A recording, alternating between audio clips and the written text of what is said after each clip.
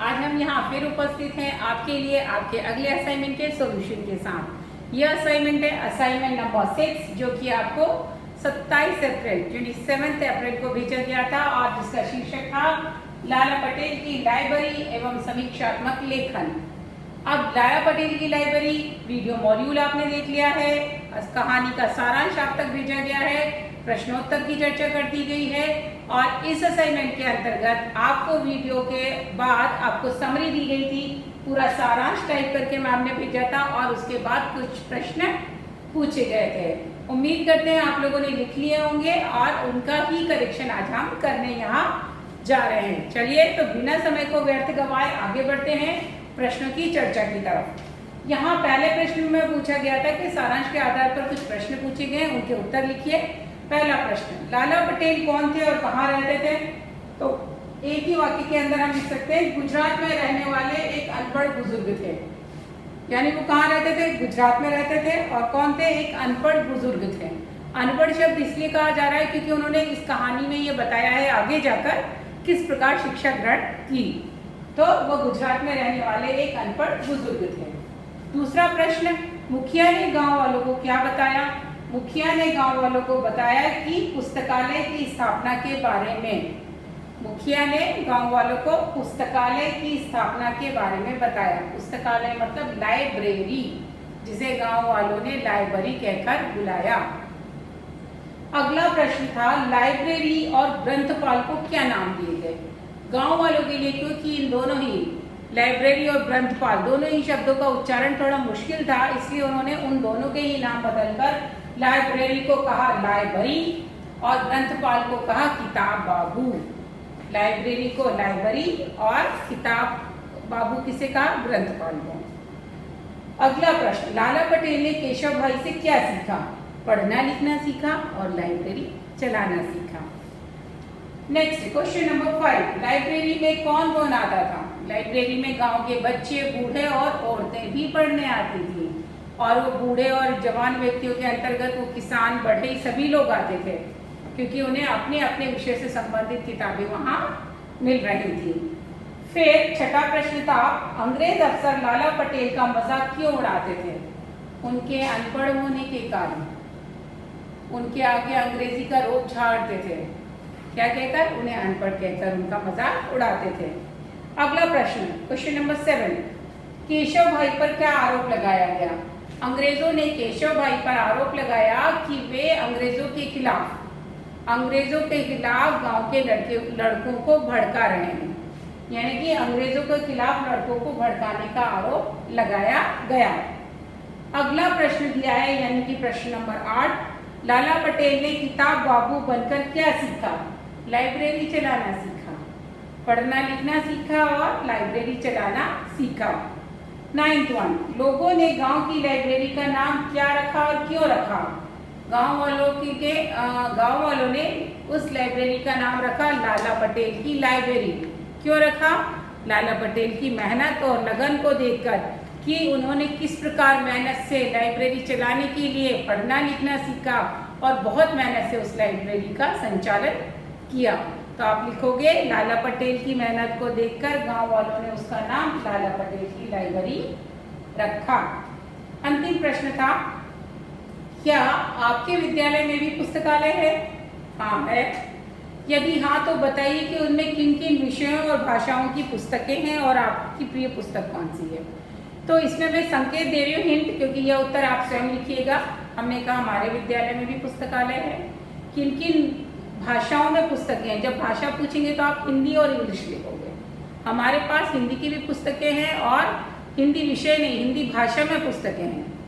भाषा और विषय में डिफरेंस होता है बेटा, ठीक है? विषय में जब बोला जाता है तो हिंदी से जुड़े हुए व्याकरण, उसके शब्द के किताब होगी, लेकिन अगर हिंदी भाषा बोला जाएगा तो हो सकता है विज्ञान की पुस्तक हो परंतु वो हिंदी भाषा में प्रिंट करी गई हो।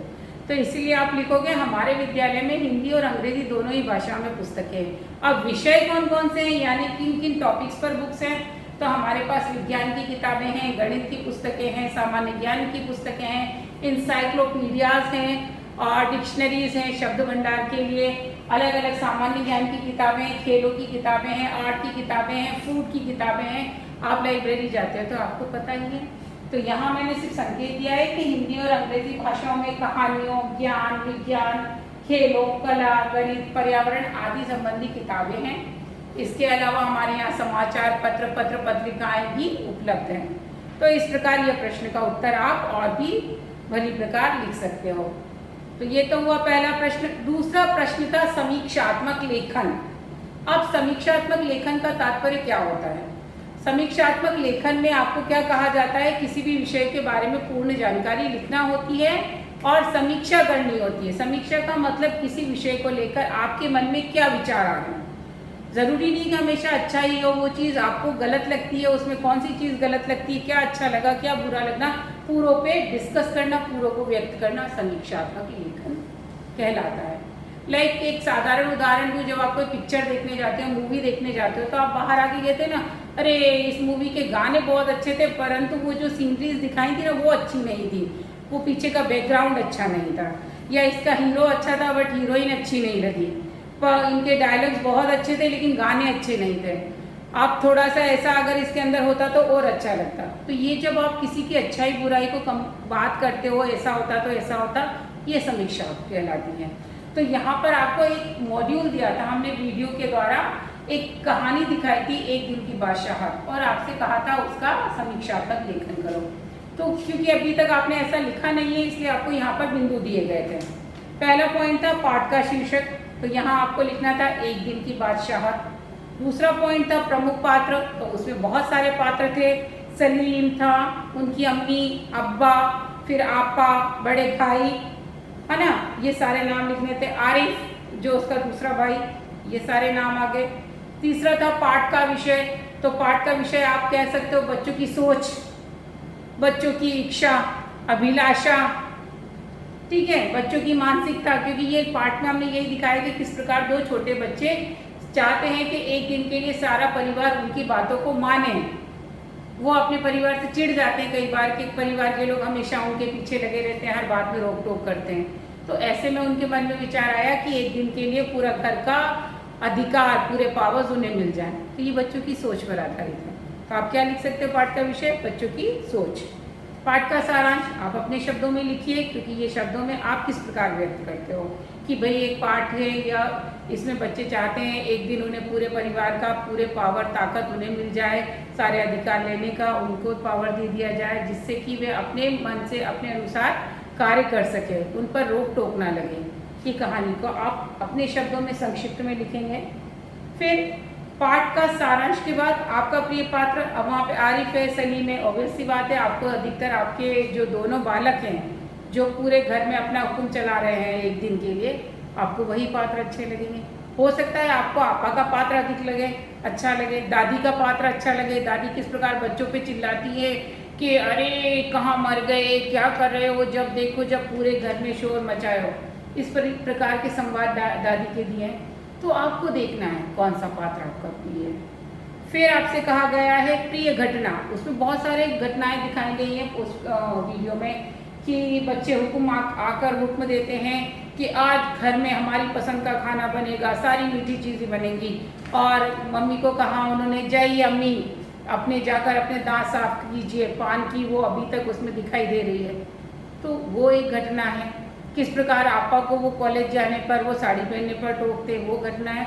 बहुत सारी घटनाएं, आपकी प्रिय घटना कौन सी है आपको लिखना है। फिर पाठ की भाषा आपको कैसी लगी? आप कह सकते हो भाई पाठ की भाषा बहुत कठिन थी, उसमें कई सारे उर्दू के शब्द थे जो हमें समझ नहीं आए। या आप लिख सकते हो कि पाठ की भाषा बड़ी मज़ेदार थी, सुनकर अच्छा लगा, किस प्रकार से परिवार के लोग आपस में हंसी मजाक कर रहे हैं, एक दूसरे को ताना दे रहे हैं, छेड़ रहे हैं, वो अच्छा लगा। तो आपकी सोच पर आधारित प्रश्न है ये, क्योंकि समीक्षा है तो समीक्षा हर व्यक्ति की अपनी सोच होती है। पाठ का प्रस्तुतिकरण, तो आप लिखोगे कि पाठ का प्रेजेंटेशन जो आपने उसमें देखा है वीडियो में आपको अच्छा लगा, उसका पिक्चराइजेशन जो किया गया है, चित्र बहुत अच्छे लगे हैं, या उसके अंतर्गत थोड़ी आवाज़ और विभिन्न प्रकार की आवाज़ें होनी चाहिए थी, या उनमें कुछ प्रेजेंटेशन अच्छा नहीं है, उसको और भी अच्छा कर सकते हैं। आपके विचार। कौन सा पात्र या घटना आपको अच्छी नहीं लगी, वो लिखना है, उसका कारण लिखना है और अंत में आपको ये बताना है कि यदि पाठ में आप कोई बदलाव करना चाहो, अगर आपको दिया जाए यह अधिकार कि उस पाठ के अंदर कुछ परिवर्तन किया जा सकता है तो आप क्या करना चाहोगे। तो इस प्रकार से पॉइंट वाइज आपको इसलिए कहा गया है ताकि विभिन्न बिंदुओं के आधार पर आप उस पाठ को सोचें और उस पर अपने उत्तर लिखने की कोशिश करें, ताकि अगली बार अगर समीक्षात्मक लेखन आपको कहा जाए तो बिना पॉइंट्स दिए आप समझ जाओ कि मुझे इस पाठ के बारे में ये लिखना है कि इसकी भाषा कैसी है, इसमें कौन सा पात्र अच्छा है, कौन सा पात्र बुरा है, कैसे उसकी भाषा है, कैसा प्रस्तुतिकरण है। आप एक पैराग्राफ बना के लिखोगे, लाइक बुक रिव्यू इंग्लिश में आप लिखते हो। तो ये आपके आगे के क्लासेस के लिए आपकी तैयारी है। तो इसे बहुत सीरियसली ध्यानपूर्वक कीजिएगा और कोशिश कीजिएगा कि स्वयं लिखें और उस पाठ के मॉड्यूल्स को, वीडियो को अच्छे प्रकार से देखो और उत्तर लिखने की कोशिश करो। इसी उम्मीद के साथ कि आप अपने असाइनमेंट्स कर रहे हो, हम फिर मिलेंगे अगले असाइनमेंट के सॉल्यूशन के साथ। तब तक के लिए स्टे